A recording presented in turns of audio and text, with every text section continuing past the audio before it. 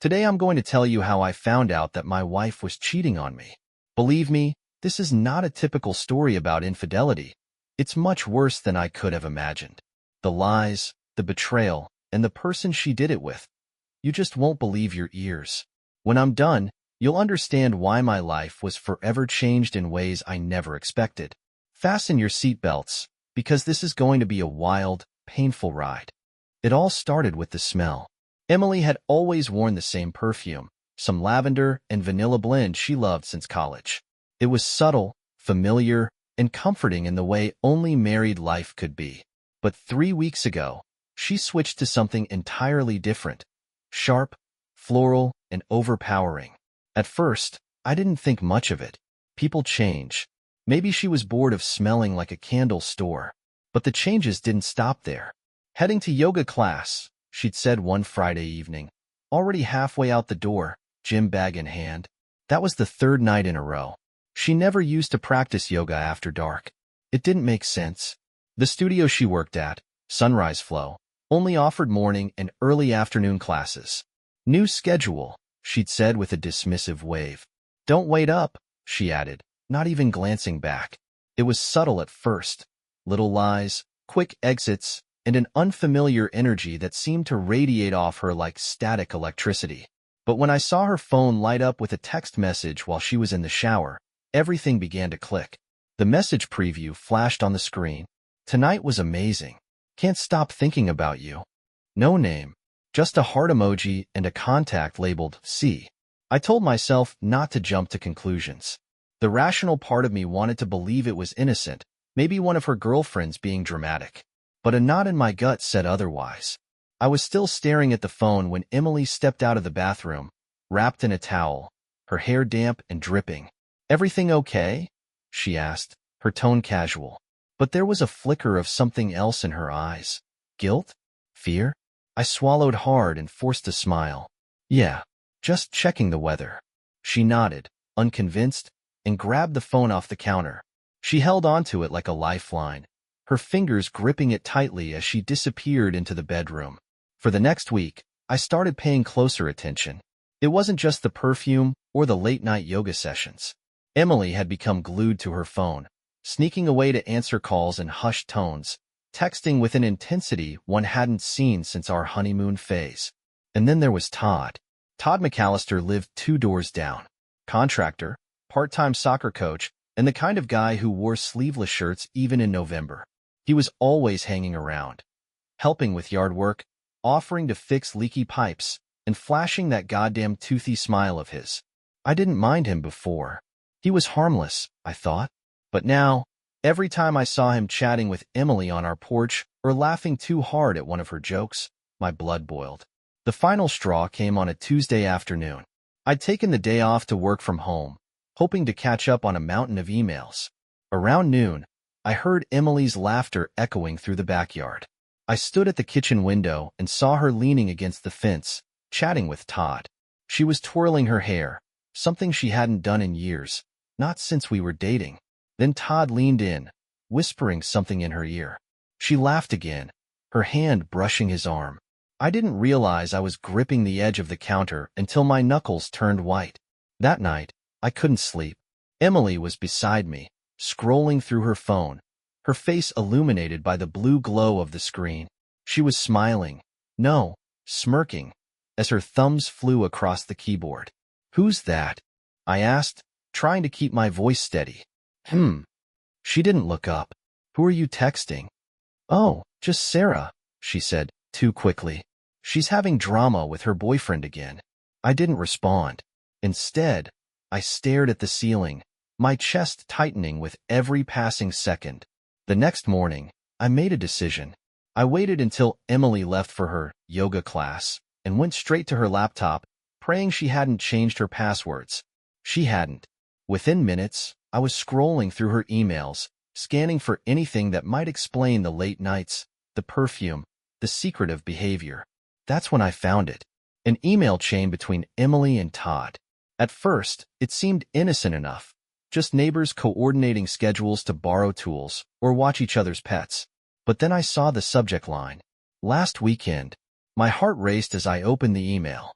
The contents were worse than I imagined. Emily, I can't stop thinking about last weekend. You were incredible. I'm counting the hours until I see you again. Are we still on for Friday night? Todd. Her reply was even worse. Todd, you have no idea what you do to me. Friday can't come fast enough. John's working late, so we'll have the place to ourselves. Emily. I sat back in the chair, my head spinning. This wasn't just a fling. It wasn't some innocent flirtation that got out of hand. Emily was having a full-blown affair with our neighbor, under my nose in my house. For a long time, I just sat there, staring at the screen. Part of me wanted to confront her right then and there, to scream and demand answers. But another part of me, the colder, more calculating part, stopped me. She had lied to me, betrayed me, humiliated me. If she thought she could get away with it, she was wrong. I wasn't just going to confront her. I was going to destroy her. The hardest part was pretending everything was fine. Every morning, I'd wake up beside Emily, kiss her on the cheek, and watch her head off to yoga with a smile on her face. Every evening, I'd make small talk over dinner, asking about her day, acting as though I didn't know she was spending her nights wrapped around Todd. But inside, I was seething. My anger was like a living thing, growing with every new piece of evidence I uncovered. The first thing I did was install cameras. I told Emily I was upgrading our home security system, something I'd been meaning to do for months anyway. She didn't even blink. Good idea, she said, distracted, her fingers scrolling through her phone. The neighborhood's been sketchy lately. If only she knew. I installed cameras in every room except the bathrooms. Most were discreet, hidden in vents or disguised as smoke detectors. I also placed a small GPS tracker under her car. She'd always been predictable: work, errands, home. But now, I needed to know exactly where she went during those long yoga classes. It didn't take long for the cameras to pay off.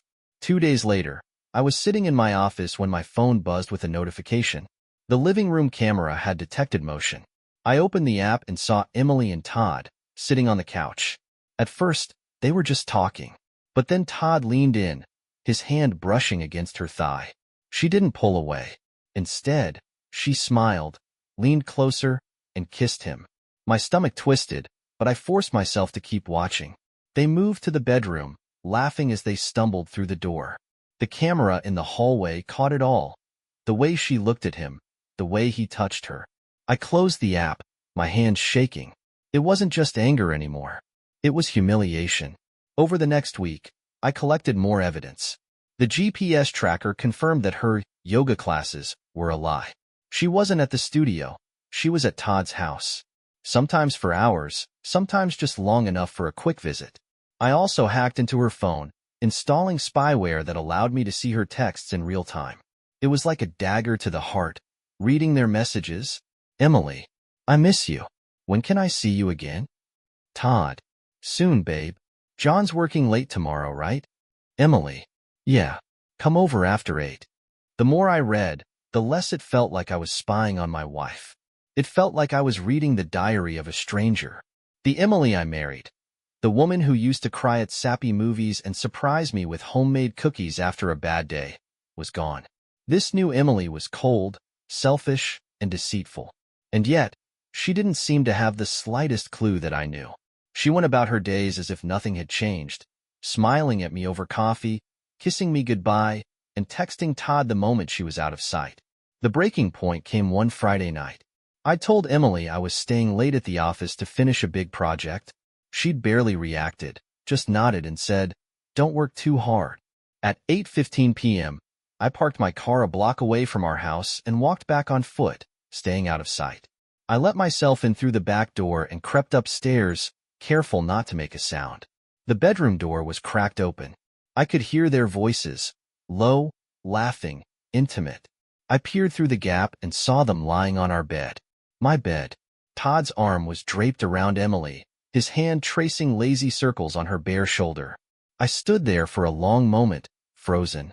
Part of me wanted to burst in and confront them, to drag Todd out by the scruff of his neck and throw him onto the lawn. But I didn't. Instead, I pulled out my phone and started recording. That night, I stayed at a motel. I didn't trust myself to go back home. Not yet. I needed a plan. I spent hours replaying the footage, watching it over and over until my anger felt like it would boil over. But I didn't let it. Instead, I channeled it into something colder, more calculated. I wasn't going to lose my temper. I wasn't going to give them the satisfaction of seeing me break. No, I was going to make them pay. The first step was solidifying my evidence. I compiled everything I had, the texts, the GPS logs, the videos. I organized it into folders, each labeled with dates and details. This wasn't just for my own satisfaction. It was leverage. Next, I started planting seeds. I anonymously contacted Megan, Todd's wife, using a burner phone. I sent her screenshots of the text between Todd and Emily, along with a note. Asterisk, you deserve to know the truth. Asterisk. I didn't hear back right away, but I knew it was only a matter of time before the bomb went off. Back at home, I played the part of the oblivious husband perfectly. Everything okay? Emily asked one morning, noticing the bags under my eyes. Yeah, I said, forcing a smile. Work's been crazy. She nodded, barely paying attention. Her phone buzzed on the counter, and she grabbed it quickly, turning her back to me as she read the message. I could guess who it was from. That weekend, I had my first real conversation with Todd in months. He was outside, fixing the gutter on his porch, when I walked over. Hey, Todd, I said, keeping my tone casual. He looked up, startled, but quickly smiled. Hey, John. What's up? Not much. Just thought I'd say hi. We don't catch up enough, you know? Yeah, totally, he said, wiping his hands on his jeans. How's Emily? She's good, I said. Busy with yoga. You know how it is. He chuckled, nodding. Yeah, life's busy. I kept the conversation light, but the whole time, I was imagining smashing his smug face into the concrete. When I walked away, I felt a strange sense of satisfaction. He had no idea what was coming. By the end of the week, everything was in place. The cameras, the tracker, the spyware. It was all working perfectly. I knew where Emily went, who she talked to, and what she said. All that was left now was to wait for the right moment to strike. And when it came, I wouldn't just expose her. I'd destroy her. The hardest part about living a double life wasn't the spying. It wasn't the surveillance cameras, or the late nights spent combing through Emily's messages. No, the hardest part was pretending I didn't know.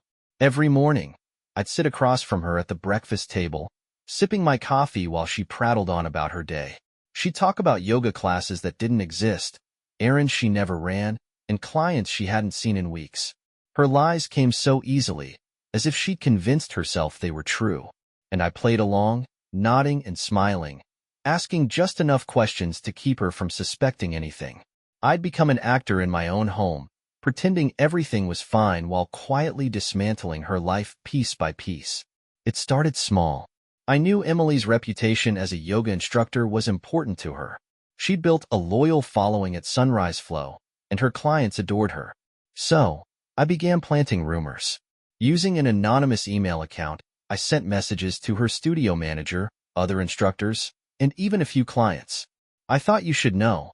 Emily has been engaging in inappropriate relationships with clients. She's been unprofessional and dishonest. Maybe it's time to reconsider her position at Sunrise Flow. The fallout was almost immediate. One afternoon, Emily came home looking pale, her usual cheerful demeanor replaced by a nervous energy. What's wrong? I asked, feigning concern. I think someone's spreading rumors about me, she said, biting her lip. Lisa called me into her office today. She said a client complained about me being unprofessional. Unprofessional? I said, raising an eyebrow. That doesn't sound like you. It's not, she snapped. I've always been professional. I don't know where this is coming from. I shrugged, keeping my expression neutral. Maybe it's just a misunderstanding. She nodded, but I could see the doubt in her eyes. The seeds of paranoia had been planted. Next, I turned my attention to her finances. Emily had a separate bank account she used for her personal expenses, clothes, makeup, yoga gear. She thought I didn't know about it, but I'd found her account details months ago, buried in an old email thread. Using her login credentials, I began making small withdrawals, just enough to raise questions, but not enough to trigger an alert. $50 here, $100 there. By the end of the month, her account was nearly empty. One evening, as we were watching TV, she sighed loudly, her frustration bubbling over. "What's wrong?" I asked, glancing at her. "My bank account's been acting weird," she said. "There's money missing, and I don't know why. I think someone hacked me." "Hacked?" I said, feigning surprise. "Did you call the bank?"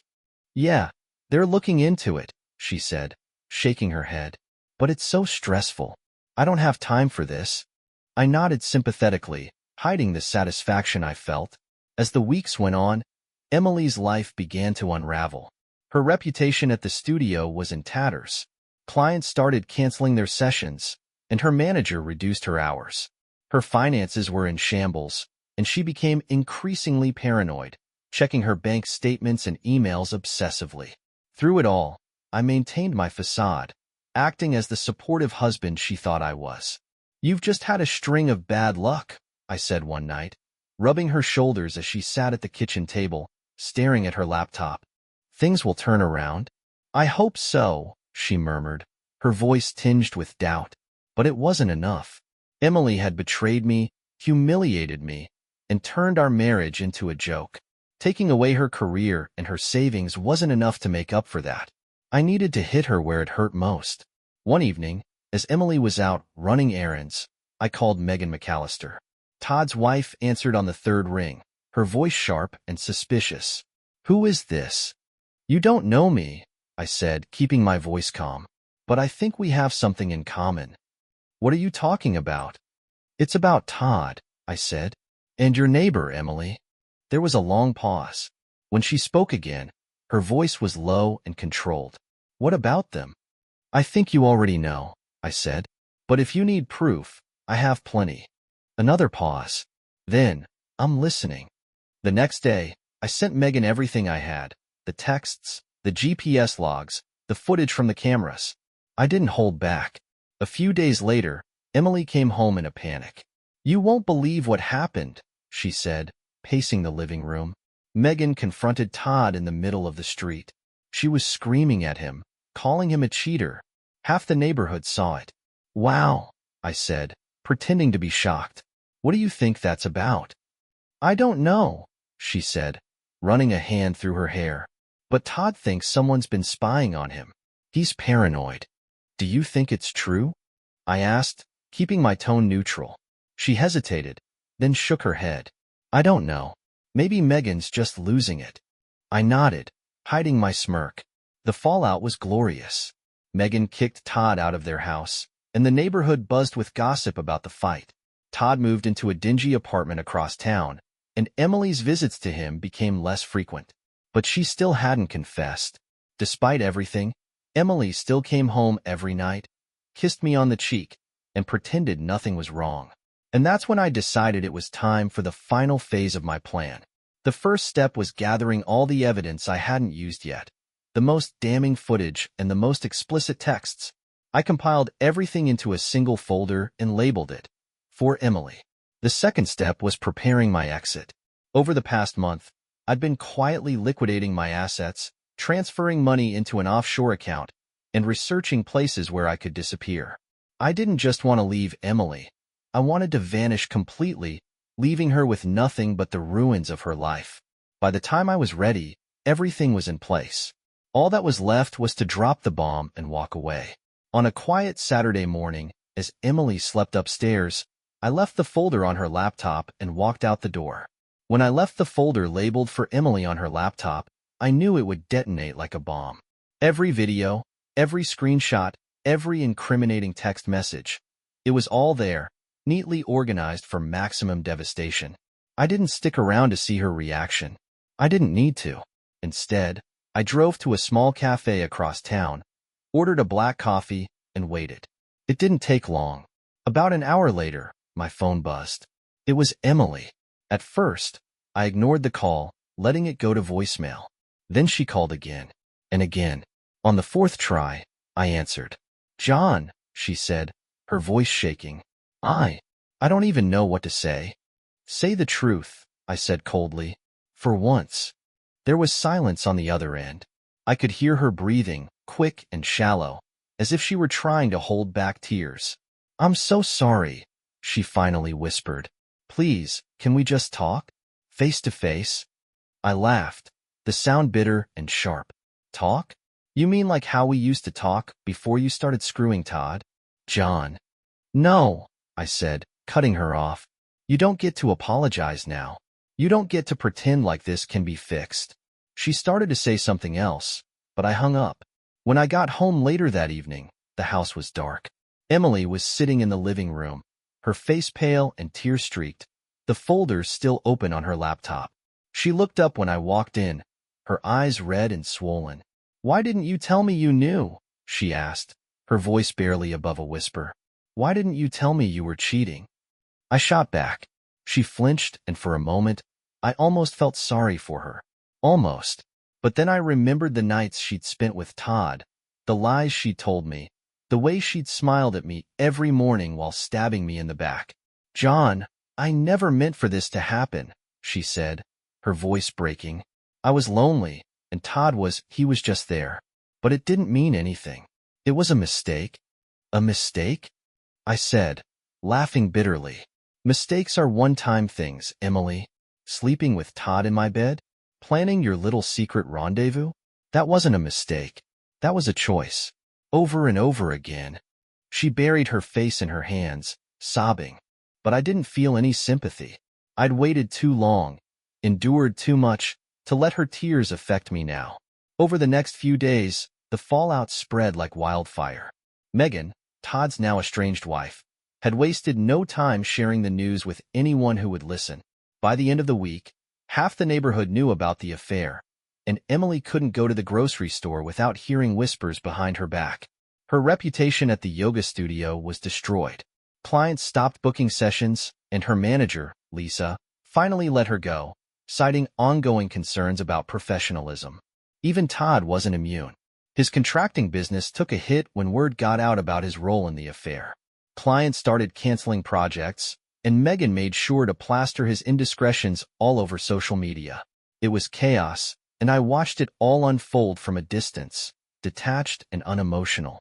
Emily begged me to talk to her, to give her a chance to explain, but I refused. Explain what? I said one night, as she followed me around the kitchen, desperate and tearful. That you threw away our marriage for some cheap thrill? That you lied to me every day for months? I made a mistake, she said again, her voice trembling. I know I hurt you, but I still love you, John. Please, can't we just? No, I said firmly. We can't. Because I don't love you anymore, Emily. And I'm not going to pretend I do. Her face crumpled, and for a brief moment, I felt a flicker of guilt. But it passed quickly, replaced by a cold, steely resolve. She deserved this. The next day, I filed for divorce. Emily didn't fight me on it. She knew better. With all the evidence I had, she didn't stand a chance in court. I used her infidelity to secure the house, the car, and the lion's share of our assets. By the time the papers were signed, she was left with little more than her clothes and a dwindling bank account. She moved into a tiny apartment on the other side of town, while Todd, now divorced and broke, disappeared from her life.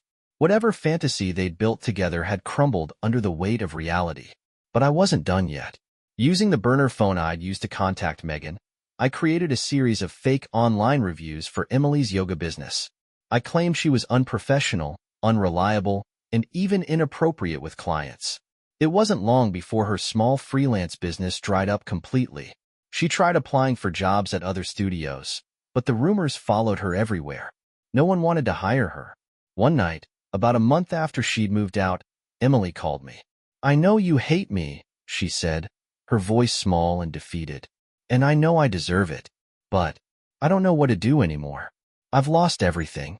I leaned back in my chair, staring out the window at the dark, quiet street. For a long moment, I didn't say anything. You should have thought about that before you threw it all away, I said finally. Goodbye, Emily. I hung up and blocked her number. By the end of the week, I'd finalized my plans to leave. I sold the house, liquidated the rest of my assets, and deposited the money into a series of accounts Emily would never be able to trace.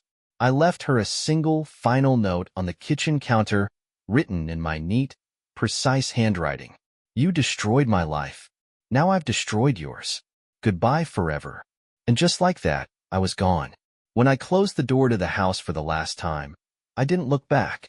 The note on the kitchen counter would be the only explanation Emily would get, and the house, now sold to a faceless buyer, would soon be filled with someone else's memories. For the first time in months, I felt a strange sense of calm. Revenge was intoxicating, but it wasn't peaceful. Now, as I drove away with everything I needed stuffed into the trunk of my car, peace felt within reach. The first stop on my escape plan was a storage facility just outside of Chicago. I'd rented a small unit under a fake name and stocked it with essentials: cash, a second phone, and fake identification. I'd spent months planning this, quietly moving money into offshore accounts and setting up a trail so faint Emily, or anyone else, would never find me. Once I'd collected what I needed, I drove west. The drive was long and lonely, but that's what I wanted. I stayed off major highways, taking back roads and stopping only at quiet, unremarkable motels. Each night, I'd sit on the edge of a cheap bed, staring at the wall, replaying the events of the past few months in my mind. Sometimes, I wondered if I'd gone too far. Emily had destroyed our marriage. Yes, she'd lied, cheated, and humiliated me. But was it really necessary to dismantle her entire life? To leave her jobless, homeless, and friendless? But then I'd think about the nights she spent with Todd, the way she laughed and smiled while betraying me, and any doubts I had would disappear. She deserved this. After a week on the road, I reached the Pacific Northwest. The small, rainy towns tucked between the mountains and the coast were exactly what I was looking for: quiet, isolated, and easy to disappear into. I rented a cabin under my new name, paying 6 months' rent in cash. The landlord, an older man with a thick beard and a lazy eye, didn't ask too many questions. "You here for the peace and quiet?" he asked, handing me the keys. "Yeah," I said. "Something like that." The cabin was small but comfortable. There was a fireplace, a tiny kitchen, and a single bedroom with a creaky bed. The windows looked out onto the dense forest, and at night, the only sound was the wind rustling through the trees. I spent my days hiking the trails around the cabin, fishing in the nearby stream, and reading books I hadn't touched in years. For the first time in what felt like forever, I wasn't angry. I wasn't plotting or scheming, or pretending to be someone I wasn't. I was just existing. But the ghosts of my old life weren't so easy to escape. One evening, as I sat by the fireplace with a glass of whiskey, my phone buzzed. It was the burner phone, the one I'd used to contact Megan and spread rumors about Emily. I stared at the screen, my stomach tightening. Only a handful of people had this number, and none of them should have been able to find me. The message was from an unknown number. "You think you've disappeared, but you haven't. You don't get to ruin lives and walk away." My hand tightened around the phone. At first, I thought it might be Emily, but the tone didn't match. It was colder, angrier. Megan, maybe? Or someone else I'd underestimated. I didn't respond. Instead, I powered off the phone, pulled the SIM card out, and tossed it into the fire. Over the next few days, I couldn't shake the feeling that someone was watching me. Every time I went into town for supplies, I'd scan the parking lot, looking for unfamiliar cars or faces. When I walked through the forest, I'd catch myself glancing over my shoulder, listening for footsteps that weren't there. It was probably paranoia. After everything I'd done, it made sense that I'd feel this way. But the message had rattled me more than I wanted to admit. Then, one night, I woke to the sound of footsteps outside the cabin. At first, I thought it was an animal, a deer or a bear. But the sound was too deliberate, too heavy. Someone was out there. I grabbed the baseball bat I kept by the door and crept to the window, peering out into the darkness. The forest was quiet, the trees swaying gently in the wind. I didn't see anyone, but the hair on the back of my neck stood on end. "Who's there?" I called out, my voice steady despite the pounding of my heart. No answer. For what felt like an eternity, I stood there, bat in hand, staring into the shadows. But nothing happened. Eventually, I went back to bed, though I didn't sleep. The next morning, I found footprints in the dirt outside the cabin. They were fresh, leading from the edge of the forest to my front door and then back again. Whoever had been out there hadn't tried to break in. They just watched. I couldn't shake the feeling that this was connected to Emily, to the life I'd left behind. But I couldn't imagine how. I'd been so careful, so meticulous in covering my tracks. Still, the message on the burner phone echoed in my mind. You don't get to ruin lives and walk away. That evening, I made a decision. I packed a bag with the essentials, cash, clothes, and a fake ID, and left the cabin. I didn't know where I was going yet, but I knew I couldn't stay. As I drove away, the forest fading into the rearview mirror, I realized something. No matter how far I ran, my past would always follow me. When I left the house for the last time, I didn't look back. The note I left on the kitchen counter would be Emily's only explanation. Asterisk, you destroyed my life. Now I've destroyed yours. Goodbye forever. Asterisk, I drove west without a destination, every mile putting more distance between me and the wreckage I'd left behind. It should have felt like freedom, but the further I went, the heavier the weight on my chest grew. I settled in a small desert town, renting a dingy room in a rundown motel. The manager didn't ask for ID, and I didn't offer a name. Days blurred into nights as I lived off cash and kept to myself. At first, the isolation felt like peace, but it didn't last. One night, I stepped into a quiet bar, the kind of place where nobody asked questions. As I nursed a drink, I felt eyes on me. When I turned, I saw him, Todd. For a moment, I froze, wondering how he'd found me. Then I walked over, my anger outweighing my fear. Todd, I said, sitting across from him. What the hell are you doing here? He smirked. Took me a while, but I knew you'd run. And I knew I'd find you. Why bother? I asked, my voice cold. Because you don't get to ruin people's lives and disappear, he said, leaning closer. You think you're free, John? You're not. You'll always be running, always looking over your shoulder. He stood, tossing cash on the table. See you around. And then he was gone. That night, I left town, my bag packed and my car pointed toward nowhere. I'd ruined Emily and Todd, but I couldn't escape the truth. In the process, I'd ruined myself.